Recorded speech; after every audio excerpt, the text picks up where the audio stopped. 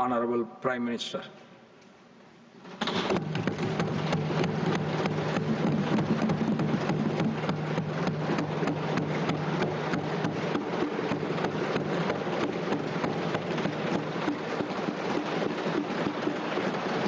आदरणीय सभापति जी,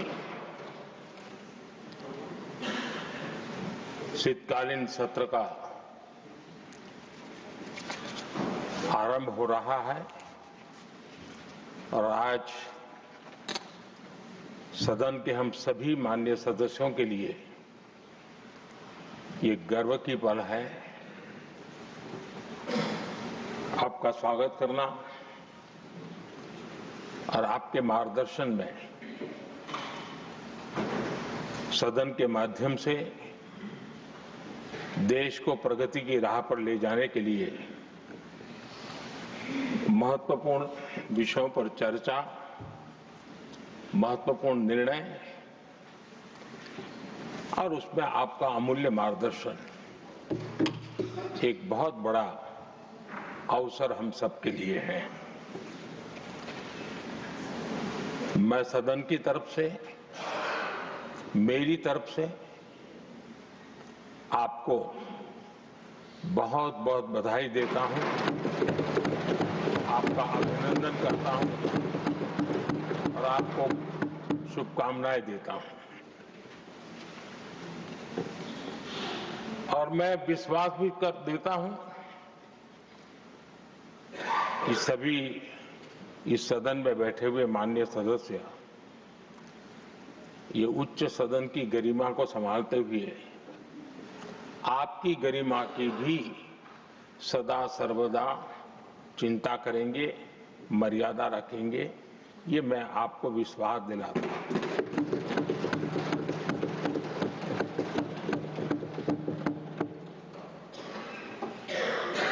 हमारे सभापति जी एक सामान्य परिवार से आ रहे हैं,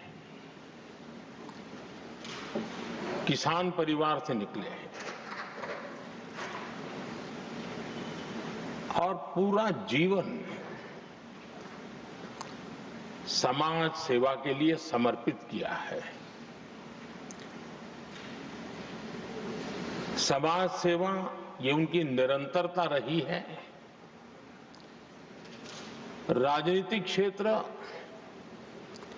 उसका एक पहलू रहा है, लेकिन मुख्य धारा समाज सेवा की रही है।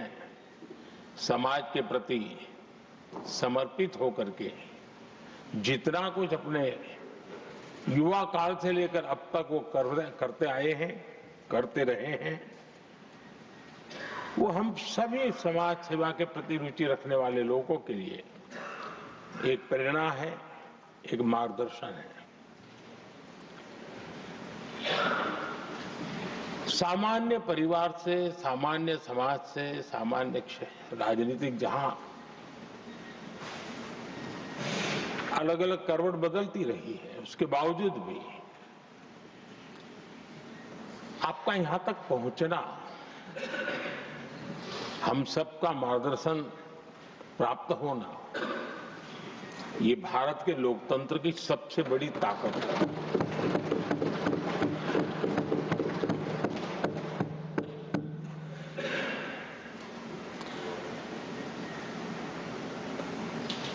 ये मेरा सद्भाग्य रहा है कि मैं आपको लंबे अरसे से परिचित रहा हूं। सार्वजनिक जीवन में साथ साथ काम करने का अवसर भी मिला है।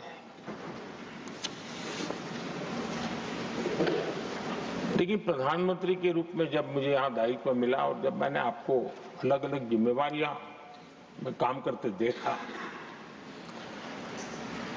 तो मेरे मन पर अतिशय सकारात्मक भाव जगना बहुत स्वाभाविक था।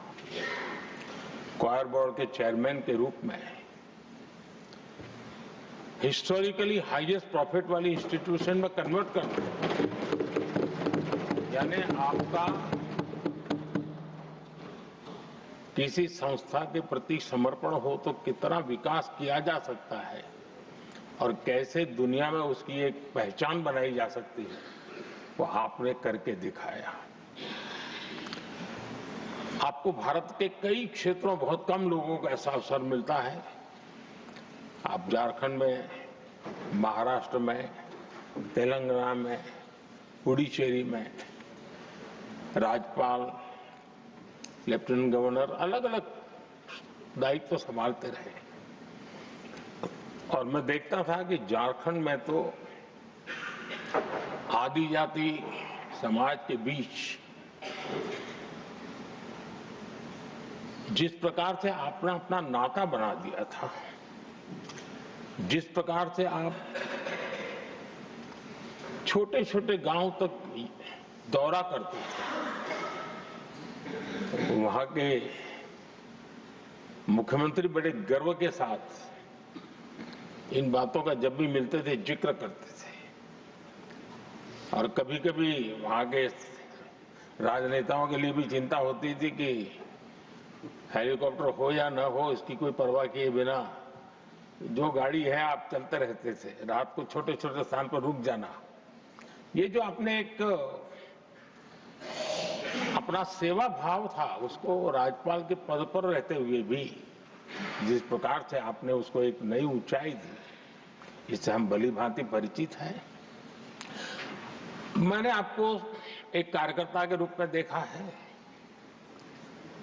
एक सहयोगी के रूप में हम साथ काम किए हैं, सांसद के रूप में देखा है, अलग अलग पदों पर देखते हुए आज यहां पर पहुंचे। लेकिन मैंने एक बात महसूस की है कि आमतौर पर सार्वजनिक जीवन में पद पर पहुंचने के बाद कभी लोग पद का भार अनुभव करते हैं और कभी कभी प्रोटोकॉल में दब जाते हैं। लेकिन मैंने देखा है कि आपको और प्रोटोकॉल का कोई नाता ही नहीं रहा है, आप प्रोटोकॉल के परे रहे। और मैं समझता हूं सार्वजनिक जीवन में प्रोटोकॉल से मुक्त जीवन की एक ताकत होती है, और वो ताकत हम हमेशा आप में अनुभव करते रहे हैं, और ये हमारे लिए गर्व का विषय है। आदरणीय सभापति जी, आपके व्यक्तित्व में सेवा, समर्पण, संयम, इन सभी बातों से हम भली भांति परिचित हैं। वैसे आपका जन्म तो डॉलर सिटी में हुआ और उसकी एक अपनी पहचान है, लेकिन उसके बावजूद भी आपने अपनी सेवा का क्षेत्र अंत्योदय को चुना। आपने हमेशा एक डॉलर सिटी के भी उस तबके की चिंता की जो दबे कुचले और कुछ वंचित परिवार थे, उनकी चिंता की। आदरणीय सभापति जी, मैं उन दो घटनाओं का जरूर जिक्र करना चाहता हूं जिसको कभी मैंने आपसे, आपके परिवारजनों से भी सुना है और जिसने आपके जीवन पर बड़ा प्रभाव पैदा किया है। बाल्यकाल में अविनाशी मंदिर के तालाब में आपका डूबने की संभावनाओं के बीच की अवस्था आपके लिए हमेशा रहा है कि मैं तो डूब रहा था, किसने बचाया, कैसे बचाया पता नहीं, मैं बच गया। और ईश्वर ने कुछ आप पर कृपा की, इस प्रकार का भाव आपके परिवार के लोग हमेशा बताते हैं।